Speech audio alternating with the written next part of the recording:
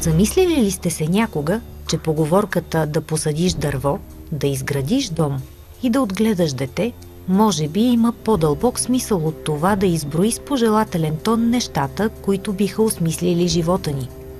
Ако трябва да поставите на кантар тези 3 фундаментални житейски задачи, коя от тях ще оставите да почака за някой друг път? Най-вероятно тази с дърветата. Може би точно вие сте изключение. Затова не го приемайте като упрек, а само като тривиална констатация. Но в общия случай повечето от нас се втурват да градят най-напред дом, понякога, но напоследък по-рядко да го населяват с деца, а когато децата пораснат, да им помогнат да изградят свой собствен дом, в който да отглеждат собствените си деца, и така някакси все не стигаме до дърветата. Иначе активно се интересуваме от всичко, свързано с глобалното затопляне, с недостига на вода, изчерпването на природните ресурси и безрадостното бъдеще, което може би очаква децата, за които строим домовете си. За да покажем колко силно се тревожим за последиците, отпечатваме големите си страхове и още по-големите си добри намерения върху тонове хартия, която някога е била дърво. Задръстваме атмосферата с вредни емисии, отравяме водите си, но за сметка на това не ни остава никакво време да посадим дори една фиданка, която да остане след нас. А всъщност, ето как стоят нещата, облечени в проста аритметика. За един сезон едно дърво осигурява кислород, достатъчен на 5 до 10 души за една година. Следователно, във времената, когато поговорката с дърветата все още е била актуална, с този символичен акт предците ни са давали право на децата си да живеят. Същото това дърво, което би осигурило кислород на 10 души за една година, преминава през барабаните на един офисен принтер само за седмица-две. Ако това дърво можеше да остане живо, то неговият охлаждащ атмосферата ефект би бил равен на 10 климатика, които работят по 20 часа на ден. А ако вземем предвид, че 1 декар гора произвежда средно между 18 и 20 кг кислород дневно, то дали ни стиска да пресметнем колко души, образно казано, са били лишени от кислород само в България, само за една година и само от териториите, унищожени чрез незаконна сеч. А тук дори не отваряме дума за унищоженото биологично разнообразие. И все пак, целта на тази поредица не е да пропагандира връщане към първобитно общинния строй, нито пък да плаши и обезверява. Целта на тази поредица е да провокира реакция, да ни накара да се замислим и да потърсим алтернативите. В следващите 2 епизода ще ви разкажем за една такава алтернатива, която със сигурност не е единствената възможна, но си струва да бъде взета предвид.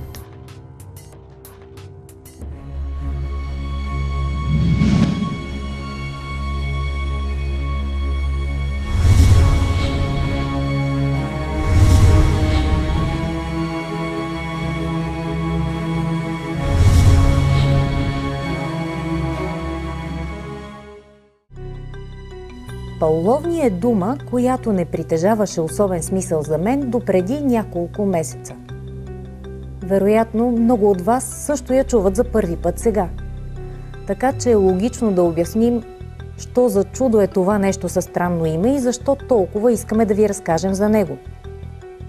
Всъщност, името Пауловния обозначава род дървета, които са сред най-бързо растящите в света.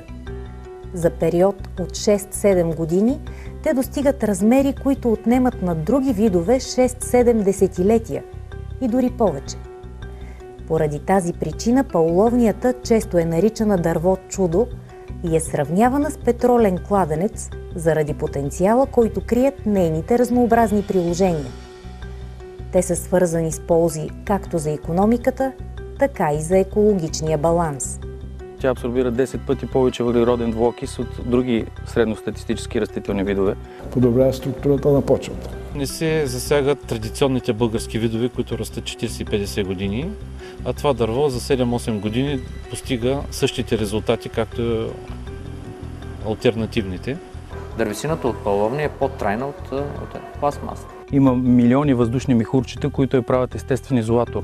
Нищо не се изхвърля от паловнията.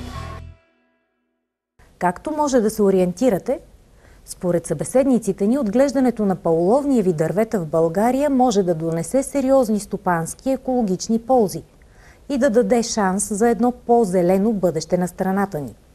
Дали това наистина е така? Съществуват ли минуси наред с възможните плюсове?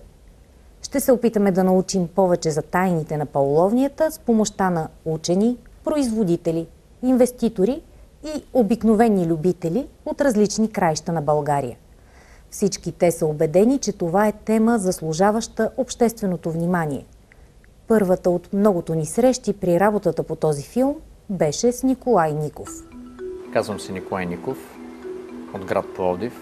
На 50 години съм, семеен, с едно дете, държавен служител. И винаги съм бил държавен служител, а когато не работя, мога да определя себе си като пауловнист. Пауловнист е човек, който е обсебен от пауловнията, така да се каже, отдаден е на идеята да се съдят пауловни. Засаждането на дръвчета е страст на Николай Ников много преди да определи себе си като пауловнист. Зеленото му хоби съществува повече от 25 години и се споделя и от членовете на семейството му. Когато си закупихме жилище, двамата със сина ми засадихме бряст, тъй като бряста е мъжко дърво. На времето рицарите си правили дръжките на копията от бряст. И двамата го засадихме, ето си знаем сега, че бряста сме го засадили двамата. Макар че има опит в засаждането на доста дървета, не някой местен за България вид, а именно екзотичната пауловния провокира Нико Ников да потърси контакти с хора, които ще споделят интереса му. Така започва познанството му с друг пловдивчанин – Боян Ангелов, за когото интересът към пауловнията започва през 2009 година. От тогава всъщност ми влезе мухата за пауловния. Това беше породено от една разходка в гората, когато видях колко много изсечени гори има. И в същото време един приятел беше ми казал, че някъде имало някакво дърво, което много бързо расте. Веднага навързах нещата и прецених, че това може би е много добра алтернатива за предотвратяване на изсичането на нашите гори, когато направим такива на достъпни места. Постепенно започва да се оформи общност от любители, заинтересовани от отглеждането на екзотичното азиатско дърво в България. Те събират и обменят информация помежду си не само за съвременните приложения на дървото, но и за по-любопитните исторически факти от миналото му. Японците от много години използват пауловнията и тя е на голяма почет там. Тя има много добри качества, които японците отдавна са оценили. Дървесината на пауловнията има по-висока пламна температура от тази на другите дървета. И това я прави много удобна при изграждане на къщи. В Япония къщите са били дървени, честите пожари са били ежедневие. Легендата разказва, че първоначално самураите, които са били така, в кавичка да нарека, по-бедни самураи и са живеели в дървени домове, са си правили гардеробите, в които се съхранявали кимоната и мечовете, което е било най-ценното за един самурай, в гардероби, изградени от греди от пауловния. Защото много често се случвали пожари и когато се запали един дом, буквално цели селища са изгаряли, а пауловнията има по-висока температура на запалване. Тя се запалва при 400 градуса. И това дава възможност да се съхранят голяма част от ценните неща, защото докато се гаси къщата, всичко наоколо гори, пауловнията може да запуши, но все пак запазва най-ценното, което е вътре. По-нататък вече и сред простолюдието започва да се разпространява се пауловнията, да се правят най-различни изделия за бита. В Япония, когато се роди момиче в семейството, бащата задължително посажда едно дърво в двора. Когато тя порасне и се задуми, значи той отсича дървото и от дървесината прави една много красива ракла, в която тя се държи най-любимите кимона. И в момента на тези нива на цивилизацията, задължително те имат мебели от пауловния. Дори пауловния е включена в националният герб, който седи зад министър-председател на Япония. В монетата от 500 йени също може да наблюдаваме пауловния. Ордена на изгряващото слънце, който е първият орден, който се дава за особени заслуги към страната, също има елементи на пауловния. Така че това е едно дърво с богата история. В по-ново време, значи по-ново време визирам някъде средата на 19 век. Има бурно развитие на средната класа в Съединените американски щати. Масово започват да внасят китайски порцелан. Порцелана е пристигал в големи съндъци и вътре, за да се уплътнява около порцелана с цел да не се чупи, са слагали стърготини, примерно, талаш. По-късно установяват, че могат да слагат сухи изсъхнали съцветия от пауловния, тъй като семенните кутийки са обемни и така крехки, но могат да изпълняват ролята и на талаш. Съответно, като са пристигнали в Съединените щати и в Южна Калифорния, тези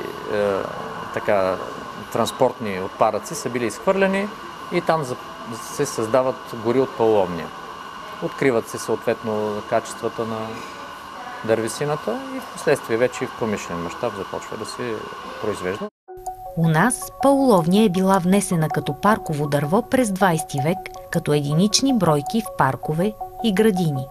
В България е добре известен вида пауловния томентоза, който е бил внесен през миналия век, първоначално като декоративно дърво и е използван в озеленяването. Сега точната година едва ли може да се определи, тъй като и самата пауловния няма голям живот. Между 70 и 100 години живее. Очевидно азиатското дърво чудо няма как да впечатли с дължината на живота си. И не е възможно да се разходите из вековна гора от пауловни, просто защото такива не съществуват. Въпреки това, то често е сравнявано с птицата феникс заради едно свое специфично качество, което много малко дървесни видове притежават. След като вие отсечете, когато добие сечна зрялост, след това тя регенерира, оставя се най-силната издънка и след 8-10 години може пак да рекултирате и така докато е коренът жив. Затова я сравняват и с птицата феникс. След всяко изсичане, отново отдолу избиват леторазчета, от които трябва да оставим само едно най-силното. И след нови 8 или 6 години, вече зависимост, тъй като вече имаме изградена коренова система, можем да направим значително по-бърз цикъл. Способността на пауловния да се възстановява до 10 пъти след изсичане. Бързият и растеж, който в млада възраст е между 3 и 4 метра годишно, както и ценните качества на дървесината й, я правят особено желана култура за контролирано отглеждане в плантации. По отношение на България интересът към плантациите е още много млад, но в световен мащаб тази практика съществува от десетилетия. Като дърво за плантация се популяризира преди 25 години от американците и австралийците. Там вече имаме история на дървото като плантационен вид и вече правят много рекултирания, имат добив на дървесина от него. В Австралия има големи плантации за добив на дървесина. В Китай, китайците са едни от най-големите производители на дървесина. Значи, твърди се, сега непотвърдени данни, че в момента 1 милиард и 200 милиона дървета в момента се отглеждат. И това нещо продължава да се развива. В България няма големи плантации, в смисъл стари. Най-старата е от 3-4 години и това фактически не е опит. Ние в момента се учим. Добиването на дървесина от създадени от човека плантации за сметка на естествените гори е една от алтернативите за тяхното опазване. А в момента добива на дървесина в световен мащаб е от естествени източници. И те не са безкрайни. Един ден ще свършат, тъй като обезлесяването е по-голямо от залесяването. Нациите, които са загрижени за природата, започват да създават такива плантации с цел промишлен добив на дървесина. Това дърво е най-добрия преработвател на въглеродния двуокис, което това е важно. Става дума и за въглеродни емисии, постоянно говорим, а нищо не се прави по тая тема. Една потенциална пресечна точка от гледна точка на екологичните организации е намаляване натиска върху естествените гори. Ползването на дървесина и на ресурси от естествените гори за сметка на ползването на суровини от плантации, нарочно създадени за целта, които да задоволяват нуждите на промишлеността. Както вече стана дума, дървесината на пауловния притежава много ценни качества, които я правят приложима в много сфери на промишлеността. Чудесна дървесина. Много качествена, много плътна и в същото време много лека. 1/3 от теглото на дъба и 1/2 от теглото на иглолистните. Бор, смърч и така нататък. Не се цепи, не се усуква. Веднъж изсъхнала, не поема влага. Използва се в корабостроенето, самолетостроенето. За мебелировка на каюти, на яхти, на самолети, защото е лека, а в същото време луксозна. За изработка на дървени къщички. Поне можем да бъдем сигурни за тях, че няма да се запала така лесно, както примерно една дървена къщичка от бор. Не може да си направите от пауловния функционална, функционираща, т.е. бъчва или буре. И ще ви кажа защо. Вие ще го направите, бурето или бъчвата, или какъвто и да е дървен съд, но само за красота. Не може да се закисне. Веднъж изсъхнала, не поема влага повече. 1, 2, 3, 4, 5, 6, 7 и 8 вътрешния. Трябва да се отбележи, че винаги е кухо дървото в средата, дори и в възрастната му форма. Средната кухина на дървото е част от естествената му физиология. Част от физиологията му също е способността на 8-9 годишна възраст да достига диаметър на ствола над 50 см. Значи в сравнение с 77 годишен бор. Трудно ще е да броим до 77 тук, но съм ги броил 2 пъти. Може да се види ясно контраста между белия бор и 8 годишна пауловния. Също подходящо е за дърворезба. Значи, това го е правил майстор от Етера, който като усещане за работа го сравнява с липата, като мекост. Това е подова настилка, много красива текстура, хубав ладер, изключително лека. Не се наяжда от дървояди, при навлажняване не се усуква, не се огъва, не се цепи. Това е ламел за щора, вижте колко е еластичен.